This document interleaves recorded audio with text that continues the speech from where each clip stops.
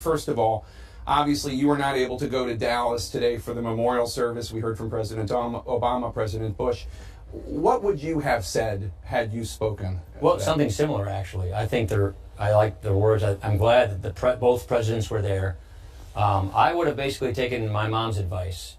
You've got 2 ears and 1 mouth, and use it in that proportion. The point I would say is we need to show mutual respect. We need to do more listening. But the first thing I would have done is to show our support for law enforcement, to show our support for the men and women who, when they leave their families every morning with a badge on their chest, they take their lives at risk. They put their lives at risk to protect ours, and we have to acknowledge that. At the same time, I also think it's important that we acknowledge that the fact that there are people in this country who believe that because of their color of their skin, they're not as safe as everybody else. And the fact that people think that and feel that is a problem in this country. So I think it's very important that we calm down in this country. We start listening to each other. We start talking about solutions. We're already forming a bipartisan group in Congress to do just that, about training, about communities. And we look at those success stories that are out there in our communities and see if we can replicate that. I was talking to a friend of mine, a black pastor in Somerset, New Jersey, Buster Suarez. He and other black leaders in Somerset have already worked with their local police and law enforcement to have an accountability group and to have relationships so that these problems don't occur in the first place.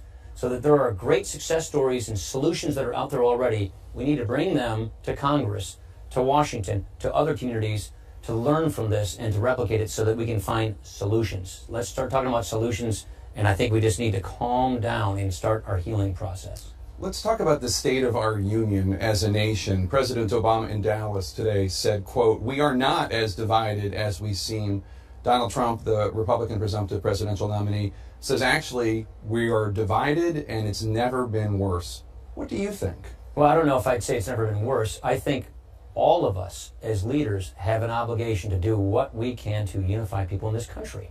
And we can't just talk unification, we have to act toward unification.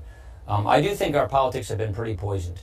I think our politics have been bad in Washington and around the country, and that we are impugning people's motives, and that we are saying that if you work with the other side of the aisle, that if you try and reach across the aisle to have a good idea, sometimes you're a betrayer or a traitor, and we start impugning each other's motives.